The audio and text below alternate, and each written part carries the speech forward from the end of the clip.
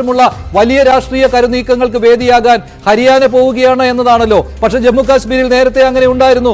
BJP അങ്ങോട്ട് ദൂതന്മാരെ അയക്കുകയുണ്ടായി സ്വതന്ത്രരുമായിട്ട് വിലപേശുന്നതിന് വേണ്ടി. പക്ഷെ അവിടെ കോൺഗ്രസും NC സഖ്യവും 52 എന്നുള്ള വലിയ ഒരു ലീഡിലേക്ക് പോകുന്നു. BJP 24ലേക്ക് ചുരുങ്ങുന്നു. മറ്റുള്ളവർ 10 സീറ്റുകളിൽ മാത്രം. PDP 4, കോൺഗ്രസ് ഇപ്പോൾ 43 മാറിയിരിക്കുന്നു.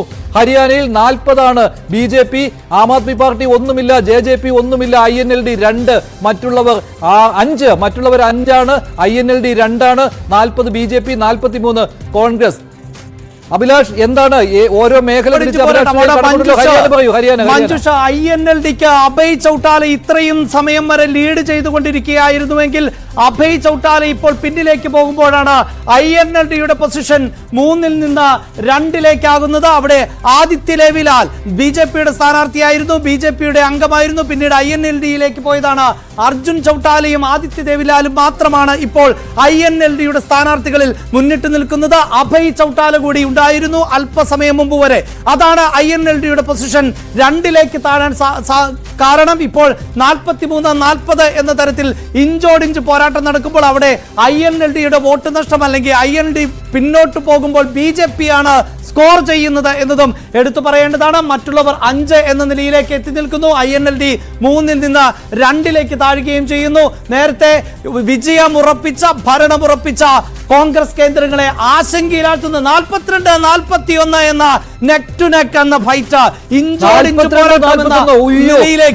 5, 42-41. അതായത് കോൺഗ്രസും BJPയും നേരിട്ട് ഏറ്റുമുട്ടുന്ന ഒരു സ്ഥലത്താണ് ഇപ്പോൾ കോൺഗ്രസിന് ലീഡ് മുന്നേറ്റം കാഴ്ചവെക്കുകയും ചെയ്ത് 42-41, 2 INLD, 5 മറ്റുള്ളവർ. അഭിലാഷ്, തുടർന്നോളൂ. തീർച്ചയായും ഇപ്പോൾ BJPയെ സംബന്ധിച്ചിടത്തോളം ഈ മറ്റുള്ളവർ എന്നത് പ്രധാനപ്പെട്ടതായി മാറുകയാണ്. INLD പ്രധാനപ്പെട്ടതായി മാറുകയാണ്.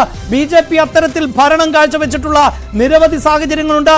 കേവല ഭൂരിപക്ഷമോ അല്ലെങ്കിൽ ഒറ്റക്കക്ഷിയായി, ഏറ്റവും വലിയ ഒറ്റക്കക്ഷി അല്ലാതിരുന്നപ്പോൾ പോലും അധികാരം പിടിച്ചിട്ടുള്ള ചരിത്രമുണ്ട്. അത്തരം രാഷ്ട്രീയ നീക്കങ്ങൾ നടത്തുന്നുണ്ട്.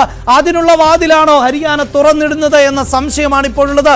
മാത്രമല്ല മഞ്ജുഷ, എടുത്തു പറയേണ്ടത് കഴിഞ്ഞ നിയമസഭാ തെരഞ്ഞെടുപ്പിനേക്കാൾ 1 സീറ്റ് ഇപ്പോൾ മുന്നിലാണ് BJP. കഴിഞ്ഞ തെരഞ്ഞെടുപ്പിൽ 40 സീറ്റുകളാണ് BJPക്ക് ലഭിച്ചത് എങ്കിൽ ഈ ഘട്ടത്തിൽ 41 സീറ്റുകളിലേക്ക് BJP എത്തുമ്പോൾ 42 ഇപ്പോഴും ആ കേവല നമ്പറിലേക്ക്, മാജിക് നമ്പറിലേക്ക് എത്തിപ്പെടാൻ കോൺഗ്രസിന് സാധിച്ചില്ല. അതാകട്ടെ 60 എന്ന സേഫ് സോണിൽ 60 സീറ്റുകളിലേക്ക് വരെ ഉയർന്നു നിന്നിരുന്ന ഹരിയാനയാണ് ഇപ്പോൾ താഴേക്ക് കോൺഗ്രസിനെ എത്തിച്ചുകൊണ്ടിരിക്കുന്നത്. ഇത് സ്ഥായിയായ ഒരു പ്രകടനമാണോ എന്ന് നമുക്ക് ഇപ്പോൾ വിലയിരുത്താൻ സാധിക്കില്ല. പക്ഷേ എന്തായാലും കോൺഗ്രസ് കേന്ദ്രങ്ങളിൽ നെഞ്ചെടുപ്പിന്റെ നിമിഷങ്ങളാണ് കടന്നു പോകുന്നത്. ഇഞ്ചോടിഞ്ച് പോരാട്ടത്തിലേക്ക് എത്തുന്നു. ഇങ്ങനെ ഒരു പൊസിഷനിലേക്ക് വോട്ടെണ്ണൽ ആരംഭിച്ചതിന് ശേഷം ആദ്യമാണ് എത്തുന്നത്. നെക്ക് നെക്ക് എന്ന് തന്നെ പറയാവുന്ന ഇഞ്ചോടിഞ്ച് 41-42, കേവലം 1 സീറ്റിന്റെ മാത്രം വ്യത്യാസമാണ് ഇപ്പോഴുമുള്ളത്. ആ ലീഡ് നിലയിൽ ഇപ്പോഴും കാര്യമായ മാറ്റമുണ്ടാകുന്നില്ല. INLD 2 മാത്രം മുന്നിട്ട് നിൽക്കുന്ന സാഹചര്യം ഉണ്ടാകുന്നു. അർജുൻ ചൗട്ടാലയും ആദിത്യ ലേവിലാലും മാത്രമാണ് INLDക്ക് വേണ്ടി മുന്നിട്ട് നിൽക്കുന്നത്. ഇങ്ങനെയൊരു രാഷ്ട്രീയ സാഹചര്യം ഇത് ഹരിയാനയെ കൂടുതൽ കോംപ്ലിക്കേറ്റഡ് ആക്കുന്നു എന്നതിൽ യാതൊരു തർക്കവുമില്ല.